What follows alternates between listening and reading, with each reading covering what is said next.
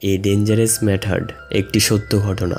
জায়গাটা ছিল জুরিখ, সুইজারল্যান্ড। সময়টি ছিল 17 আগস্ট 1904, যেখানে হসপিটালে একটি মেয়ে যার নাম ছিল সাবিনা, তাকে জোর করে তুলে নিয়ে আসা হয়। আসলে তার হিস্টেরিয়া নামের একটি রোগ রয়েছে, যেখানে সে তার ইমোশনকে কন্ট্রোল করতে পারতো না। তার এনজাইটি, রাগ, নার্ভাস ফিল করা, কান্নাকাটি সবকিছু একসাথেই হয়, এবং এর জন্যই তাকে এই হসপিটালে নিয়ে আসা হয়েছে। সাবিনা একজন রাসায়ন জুস মেয়ে ছিল, এবং তার চিকিৎসা এখানে ডাক্তার কার্ল জুং করবে। সে তার উপর টকিং মেথড অর্থাৎ কথা বলার পদ্ধতি ব্যবহার করতে চায়। টকিং মেথডের সাহায্যে সে তার অতীতের কথাগুলোকে বের করবে, যেগুলি তার আনকনসিয়াস মাইন্ডের মধ্যে রয়েছে, এবং এই কারণেই সে অসুস্থ হয়ে আছে। আর এই মেথডটাকে ইমোশনাল রিলিফও বলা হয়, কারণ যখন পেশেন্টের ঘটনাগুলো মনে পড়ে যায় তখন ইমোশনালি সে অনেক রিলিফ ফিল করে, যাতে করে সে হিস্টেরিয়া রোগ থেকে অর্থাৎ একটি মানসিক রোগ তার থেকে বাইরে বেরিয়ে আসে।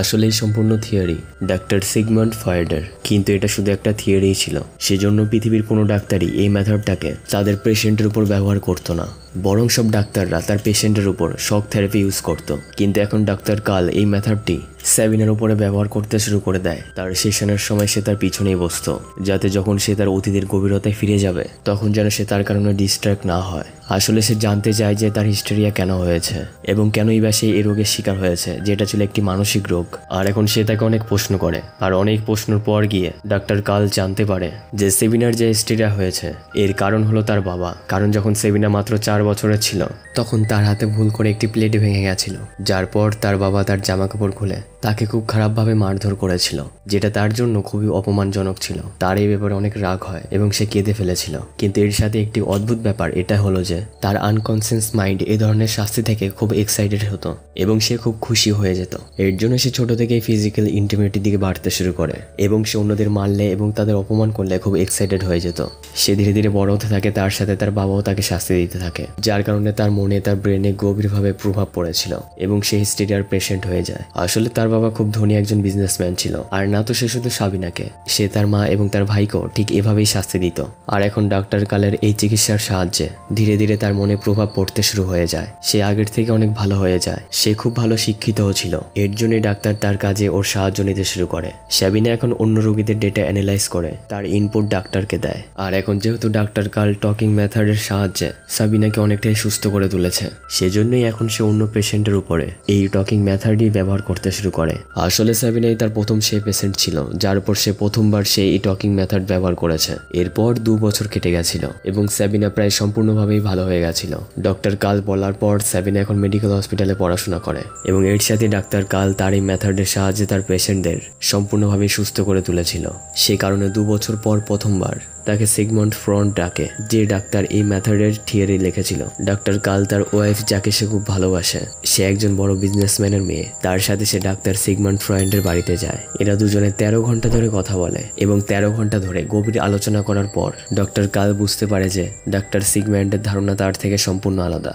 সে অন্যদের কথা শোনার জন্য একেবারেই প্রস্তুত নয়, বরং সে অন্যদের তার কথার মাধ্যমে প্রভাবিত করার চেষ্টা করে। সেখানেই সাবিনা বারবার ডক্টর কার্লের সাথে দেখা করে, আর এখন সেও একজন সাইকিয়াট্রিস্ট হতে যায়। কিন্তু বারবার দেখা করার পরও সে বুঝতেই পারছিল না, আনকনসিয়াসলি সে ডাক্তার কার্লের উপর আকর্ষিত হতে থাকে। সে তার মনে তাকে নিয়ে অনেক চিন্তা ভাবনা কল্পনা করতে থাকে। আসলে তার কখনো কারোর সাথে কোনো রিলেশন ছিল না। সে জানতো যে ছোটবেলায় তার সাথে যা কিছুই হয়েছিল, এবং এখন তার মনের মধ্যে যে কল্পনাগুলো ছিল সে এখন এসব কিছু ডাক্তার কার্লের সাথে সম্পূর্ণ করতে চায়। আর একদিন যখন তারা দুজনেই বেঞ্চে বসে কথা বলছিল তখনই সে হঠাৎ করে ডাক্তার কার্লকে কিস করে, কিন্তু ডাক্তার কার্ল তাকে কোনো রেসপন্স করে না, কারণ সে তার ওয়াইফকে ধোঁকা দিতে চায় না। সেখানেই অন্যদিকে ডাক্তার সিগমন্ড ফ্রয়েড, যে এই মেথডটিকে উদ্ভাবন করেছিল, যিনি এই থিওরিটি লিখেছিল, সে একজন পেশেন্টকে ডাক্তার কার্লের কাছে পাঠায়, যিনি নিজেই একজন ডাক্তার ছিল, যার নাম ছিল গ্রস। আর ইনিও হলো একজন সাইকিয়াট্রিস্ট, কিন্তু ইনি হলো একজন ফিজিক্যাল ইন্টিমেসি আদি। এরপর যখন ডাক্তার গ্লস ডাক্তার কার্লের সাথে কথা বলছিল তখন ডক্টর গ্রস তাকে বলে যখনই সে কোনো পেশেন্টের ট্রিটমেন্ট করে তখন সে তার প্রতিটি ইচ্ছে চাহিদাকে পূরণ করে দেয়, এবং সেটা ফিজিক্যাল মিট বা হোক না কেন। আর এরকমটা করার পর পেশেন্ট তাদের সাথে অনেকটা ফ্রি হয়ে যায় এবং তার ট্রিটমেন্ট করতে খুব সহজ হয়ে যায়। ডাক্তার কার্ল ডাক্তার গ্রসকে সাবিনার ব্যাপারে তার ইচ্ছের সম্পর্কে বলে। ডাক্তার গ্রস তাকে বলে তোমার তার ইচ্ছেগুলোকে পূরণ করে দেওয়া উচিত, এবং ডক্টর গ্রসের কথা শোনার পর সে সাবিনার সাথে অ্যাফেয়ার করে। এরপর সাবিনার মনে যা কিছু ইচ্ছে থাকে সে ডক্টর কালের সাথে সবকিছুই সম্পূর্ণ করে। যেভাবে ছোটবেলায় তার বাবা তাকে শাস্তি দিত, যদিও এখন সে স্টিরা রোগ থেকে পুরোপুরিভাবে ঠিক হয়ে গেছিল, কিন্তু আজও ছোটবেলায় তার বাবা যেভাবে তাকে শাস্তি দিত সে ধরনের অ্যাকশনই তাকে উত্তেজিত করে। ডাক্তার কাল তার এইসব ইচ্ছেগুলোকে পূরণ করে, কিন্তু এখন সে ডক্টর সিগম্যান্ড ফ্রাইন্ডের কাছে যায় এবং তার সাথে সে সাবিনার কেস নিয়ে ডিসকাস করে। ডক্টর সিগম্যান্ড তাকে বলে এটি হলো একটি নিনফোম্যানিক, যার মধ্যে অনেক ইচ্ছে কামনা থাকে বা যে ফিজিক্যাল ইন্টিমিটি ইচ্ছে পূরণ করার জন্য সে যে কোনো মাত্রায় পৌঁছাতে পারে। কিন্তু এখানে ডাক্তার কাল তার এবং সাবিনার অ্যাফেয়ারটাকে লুকিয়ে রাখে। আসলে ডাক্তার সিগম্যান্ড ফ্রাইন্ডের অনেকগুলো এরকম থিওরি ছিল যেগুলি ছিল বিতর্কিত। তার বিশ্বাস ছিল খুব ছোট বাচ্চাদের মধ্যেও এরকম ধরনের ডিজাইস আসে যেটা সে কোনো না কোনোভাবেই সম্পূর্ণ করে, এবং সে এটাও বিশ্বাস করতো যে মীরা তার বাবাদের সাথে এর জন্য ক্লোজ হয় কারণ তার মনে এই ধরনের ডিজাইস থাকে। এর জন্যই তার অনেকগুলো থিওরি কন্ট্রোভার্সিয়াল ছিল। ওখানেই ডক্টর কাল অনেকগুলো ভিন্ন সেক্টরে কাজ করতে চাইছিল, যেমন প্যারাসাইকোলজি, টেলিপ্যাথি, কিন্তু ডক্টর ফ্রাইন্ড তাকে বারণ করে দেয়। আর এই ব্যাপারটা ডক্টর কালের একদমই পছন্দ হয় না, আর এভাবেই সময় কেটে যায়। একদিন ডক্টর সিগমন্ড ফ্রাইন্ড ডক্টর কালকে বলে, আমার মনে হয় যে তোমার পেশেন্টের সাথে তোমার অ্যাফেয়ার আছে, কিন্তু সেই কথাটা স্পষ্টভাবে অস্বীকার করে। আসলে সে একদমই চায় না যে তার এবং সাবিনার সম্পর্কে বিষয়ে কেউ জানুক। ডক্টর সিগমন্ড ফ্রাইন্ড তাকে বলে যে কোনো একটা অচেনা মেয়ে আমাকে লেটার লেখে, যার মধ্যে সে লিখেছে যে তোমার ওর সাথে অ্যাফেয়ার চলছে।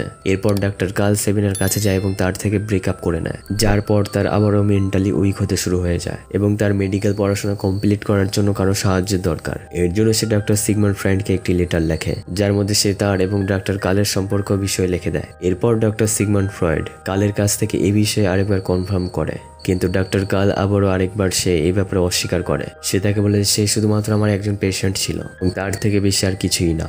এরপর ডক্টর সিগমন্ড ফ্রয়েড সাবিনাকে লেটার লেখে এবং তার অ্যাপয়েন্টমেন্ট দেয় না, এবং সে ডক্টর কালকে অপমান করার জন্য তার বিষয়ে একটি খুব কড়া ওয়ার্ড লেখে। আর এটা শুনে সাবিনার খুব খারাপ লাগে এবং সে ডক্টর কালের সাথে দেখা করতে যায় এবং সে তাকে বলে তোমার আমাদের ব্যাপারে ডক্টর সিগম্যান্ডকে সবকিছু বলে দেওয়া উচিত। আমার পড়াশোনা তার সাহায্যের দরকার, আর যদি আমি চাইতাম তাহলে তোমাকে অপদস্থ করতে পারতাম, কিন্তু আমি এরকমটা করিনি। আসলে সে ইনডাইরেক্টলি তাকে হুমকি দিচ্ছিল এবং ডক্টর কাল তাকে ভয় পেয়ে সে ডক্টর সিগম্যান্ডকে একটি লেটার লেখে আর তাকে সবকিছু সত্যি খুলে বলে। যার পর ডক্টর সিগম্যান্ড ফ্রাইন্ড তাকে বলে তোমার অ্যাফেয়ারকে বন্ধ করতে হবে, এবং এর সাথে সে সাবিনাকেও অ্যাপয়েন্টমেন্ট দিয়ে দেয়। আর এবার এই লেটারের পর ডক্টর কালের ওয়াইফও সবকিছু জানতে পেরে যায়, আর এভাবেই কিছু আরো কয়েক বছর কেটে যায়। আর এখন একদিন ডক্টর ফ্রয়েড এবং তার সাথে ডক্টর কাল তারা দুজনেই তাদের টিম নিয়ে আমেরিকাতে যায়, যাতে তারা এই বিশ্বকে সাইকো অ্যানালাইসিসের ব্যাপারে জানাতে পারে। আর যখন কনফারেন্স হচ্ছিল তখন ডক্টর কাল এবং ডক্টর সাইমন ফ্রয়েডের মধ্যে অনেক যুক্তি হয়, যেগুলি প্রতিটির ক্ষেত্রেই তারা দুজনে আলাদা আলাদা ভাবে। আর এখানে তারা সবাই তাদের একে অপরকে রাইভাল ভাবতে শুরু করে দেয় এবং এখান থেকে তাদের দুজনের রাস্তাও আলাদা হয়ে যায়। আসলে ডক্টর কাল শুধুমাত্র তার পেশেন্টের চিকিৎসা করতে চায় না, বরং সে তাদের চিন্তা ভাবনা করার ফ্রিডম দিতে চাইছিল, যাতে সে তার ফিউচারে ভালো কিছু অর্জন করতে পারে, যেভাবে সে সাবিনার কেসে করেছিল। আজ সে একজন ডাক্তার সাইকোলজিস্ট হয়ে যায়, আর অন্যদিকে ডক্টর সিগমন্ড ফ্রয়েড সম্পূর্ণভাবে আলাদা চিন্তা ভাবনা করে। সেই রোগের চিকিৎসায় আরো ডেভেলপ করতে চায়। পেশেন্ট ঠিক হয়ে যাওয়ার পর তার উপরে তার কোনো ব্যাপার থাকে না। আর এখন যেহেতু ডাক্তার সিগমন্ড ফ্রয়েড এবং ডাক্তার কালের মধ্যে কোনো কথাবার্তা নেই, তারা কোনো রকম ডিসকাশন করে না, যার কারণে ডাক্তার কালের মানসিক ভারসাম্য কিছুটা দুর্বল হয়ে যায় এবং সে আরেকবার সাবিনার সাথে তার অ্যাফেয়ার শুরু করে দেয়। কিন্তু এখন সাবিনা সিদ্ধান্ত নিয়ে নিয়েছিল যে সে ভিয়েনায় শিফট হয়ে যাবে, কারণ ডাক্তার কাল তার ওয়াইফকে কখনোই ছাড়বে না। এর মানে হলো এটাই যে তাদের সম্পর্কে কোনো ভবিষ্যৎ নেই। ভিয়েনায় শিফট হওয়ার পর সে আরেকজন রাশিয়ান ডাক্তারের সাথে বিয়ে করে নেয়, এবং যখন সে প্রেগনেন্ট হয় তখন সে ডাক্তার কাল এবং তার ওয়াইফের সাথে দেখা করতে আসে। সেখানে ডাক্তার কালের ওয়াইফ সাবিনাকে বলে যে তুমি ডাক্তার কালকে বোঝাও যাতে সে তার ডিপ্রেশন থেকে বাইরে বেরিয়ে আসে। আসলে সে এখন মানসিকভাবে খুব দুর্বল হয়ে পড়েছিল। যদিও ডাক্তার কালের ওয়াইফ কোথাও না কোথাও সে জানতো যে সাবিনা এবং ডাক্তার কালের মধ্যে অ্যাফেয়ার ছিল। ডাক্তার কালের কাছে সাবিনা আসে এবং তাকে বলে আমার পেটে যে সন্তান রয়েছে আর এর বাবা হলে তুমি।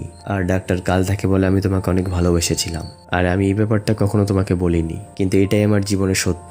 সাবিনা সেখান থেকে কেঁদে চলে যায়। আর আগে গিয়ে ওয়ার্ল্ড ওয়ার 2 এর সময় সাবিনা এবং তার 2 মেয়েকেই নার্জি সেনারা হত্যা করে ফেলেছিল, কিন্তু ডাক্তার কাল সে নিজেকে নিজে সামলে নিয়েছিল এবং সে বিশ্বের একজন স্থানীয় সাইকিয়াট্রিস্ট হয়ে ওঠে এবং সে অনেকগুলো বই লিখেছিল যেগুলো বিশ্বে অনেক ফেমাস হয়ে যায়।